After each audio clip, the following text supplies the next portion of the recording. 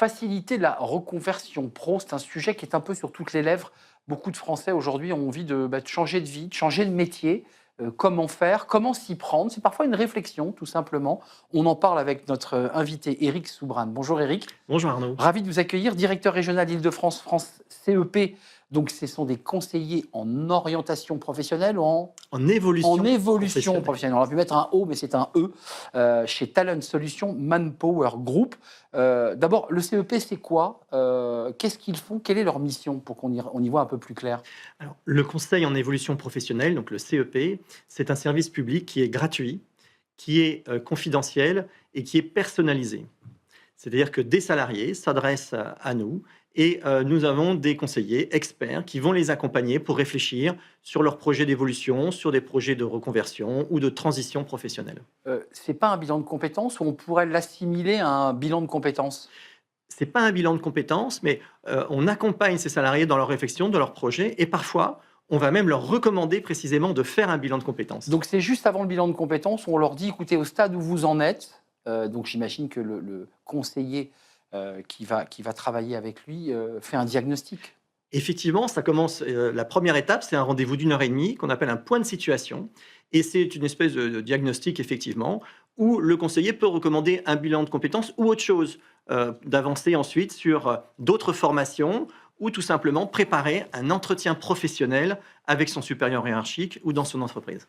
Là, on a des chiffres qui sont assez intéressants sur la reconversion professionnelle qui s'impose comme 84% des actifs. 84% des actifs s'interrogent. Alors, ils ne sont pas tous en train de se reconvertir, heureusement, mais ils s'interrogent sur leur reconversion. Comment vous l'expliquez? Il y a un mal-être, il y a une envie de changer. Comment vous l'analysez? Alors, aujourd'hui, on est dans un environnement qui bouge énormément. Il y a l'arrivée de l'intelligence artificielle qui vient chambouler le fonctionnement des entreprises. Il y a tout la remise en question de l'âge de la retraite qui a chamboulé un peu le marché et la pyramide des âges dans l'entreprise.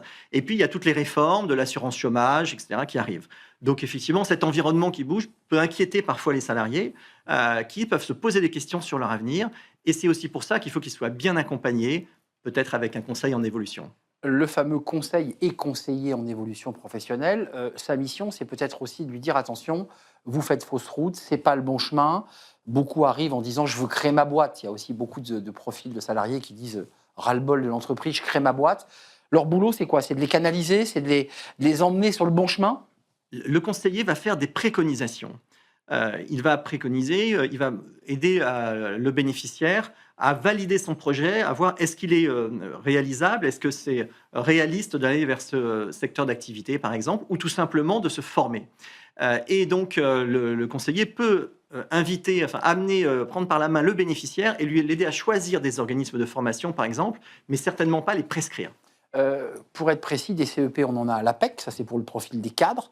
France Travail a aussi un accompagnement avec des CEP pour les demandeurs d'emploi. Il y a aussi un accompagnement spécifique pour les personnes en RQTH, les personnes en situation de handicap. J'ai envie de dire, hormis tous ces profils, vous accueillez le reste. Alors, oui et non. C'est-à-dire que tout salarié, tout indépendant, tout alternant et intérimaire peuvent venir nous voir.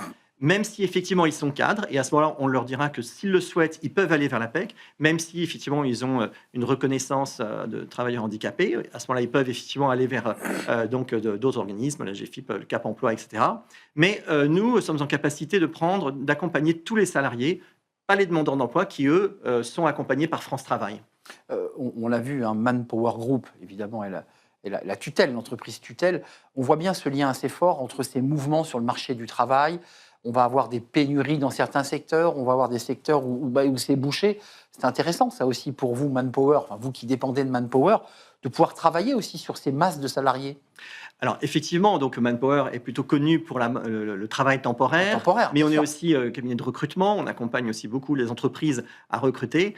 Et donc, nous, Talent Solutions, sous la marque nationale Avenir Actif, on accompagne les salariés dans leur évolution, transition professionnelle. Avenir Actif, c'est comme ça qu'on découvrira, pour le premier contact, on accédera à Avenir Actif. On est d'accord, c'est pas Talent Solutions. C'est ça, il faut aller sur le site Avenir Actif ou mon-cep.org et après vous serez guidé pour rencontrer un conseiller en évolution professionnelle.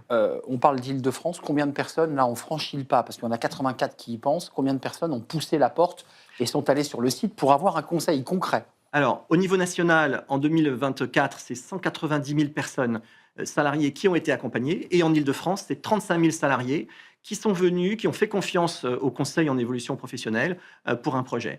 J'ajouterais que le taux de satisfaction de ces 35 000 personnes en Île-de-France est très élevé, puisque 94% d'entre elles se sont dit satisfaits du service. Ça veut dire satisfait, ça veut dire qu'ils n'ont pas forcément franchi le cap. Toutes celles qui ont poussé la porte, les 35 000 qui ont poussé, n'ont pas forcément changé de métier, on est d'accord? Absolument, ça veut dire qu'ils ils ont été conseillés, ils se sont sentis bien renseignés pour avancer leur projet, ou ça peut être aussi parfois pour utiliser leur CPF, que le bénéficiaire fait appel à nous. C'est important de le préciser parce que les salariés n'osent pas toucher à ce CPF, ils ne le toucheront pas en argent liquide, hein, il vaut mieux l'utiliser pour de la formation. Absolument. Merci Éric Soubrane d'être venu nous rendre visite, nous éclairer sur ce CEP et qui est matérialisé par des femmes et des hommes qui vont vous accompagner dans un désir de reconversion. Vous êtes directeur régional Île-de-France, CEP, Talent Solutions, Manpower Group.